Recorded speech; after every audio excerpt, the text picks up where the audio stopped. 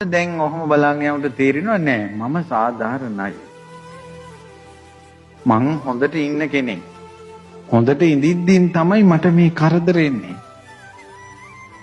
අන්න එතකොට කල්පනා කරන්න ඕන රාග දේශ මොහ ප්‍රහාණය කරපු බුදුරජාණන් වහන්සේටත් ආපු කරදර දේවදත්ත ගල් පෙරළුවා දුනුආයු එදුවා නාලාගිරි ඇතායාවා බුදුරජාණන් වහන්සේ ගමට පිණ්ඩපාත යනකොට මාරයා වැහිලා මිනිස්සු දානෙ දුන්නේ. අනිත් දවසක් මගේ බුදුරජාණන් වහන්සේ ගමේ පිණ්ඩපාතේ වඩිනකොට මා මිනිසුන්ට ආරූඪ වෙලා මේ දානේ නැහැ. ලීසි නැහැ මේ සංසාරේ.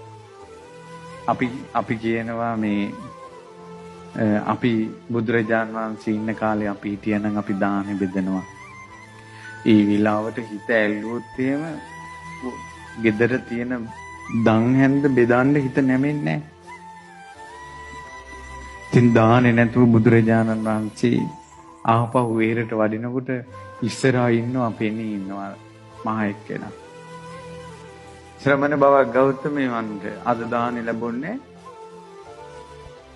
ඉතින් බුදුරජාණන් වහන්සේ වදාලා මාරය දානි ලැබෙන අවස්ථාව ඉතින් ඔහි වැහුවනේ කියලා. නෑ එහෙනම් ආපහු වඩින්න මං දානි ලැබෙන්න සලස්වන්නම් කිව්වා.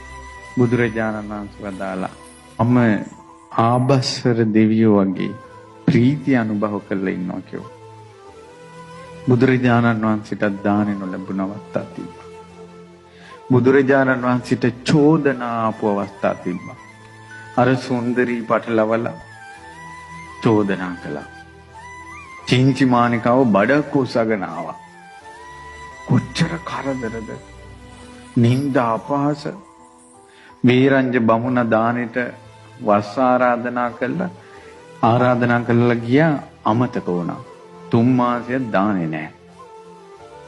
යවහල් වළඳලා හිටියේ. ලෞතර බුදුරජාණන් වහන්සේටත් ඒ වාගේ කරදර කංකටළු පැමිණියා නම් මේ අෂ්ටලෝක ධර්මය රාග දේශ මොහ ප්‍රහාණය කරපු උත්තමයන්ටත් අටලෝ දහම කරකිලා වනං රාග දේශ මොහ සහිත අපි ගැන කවර කතාවද? අන්න හිතන්න ගන්නකොට හිත මධ්‍යස්ථ වී යනවා. හිතන්න ඕන අපිට කරදරයක් ආවට පස්සේ රාග දේශ මොහ දුරු කරපු බුදුරජාණන් වහන්සේට මහරහතන් වහන්සේලාට කරදර කංකටළු ආපු හැටි අසාධාරණකම් සිද්ධ වෙච්ච හැටි ඒවා හිතනකොට තමන්ගේ හිත සංසිඳිලා යනවා. අපි රාගය දුරු කළා නෑ නේව. ද්වේෂය දුරු කළා නෑ නේව.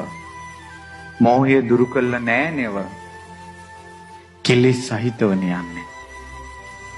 සංසාරේ අපි අතින් කොයි තරම් පව්කම් අපි අතින් සිද්ධ වෙලා තියෙනවද?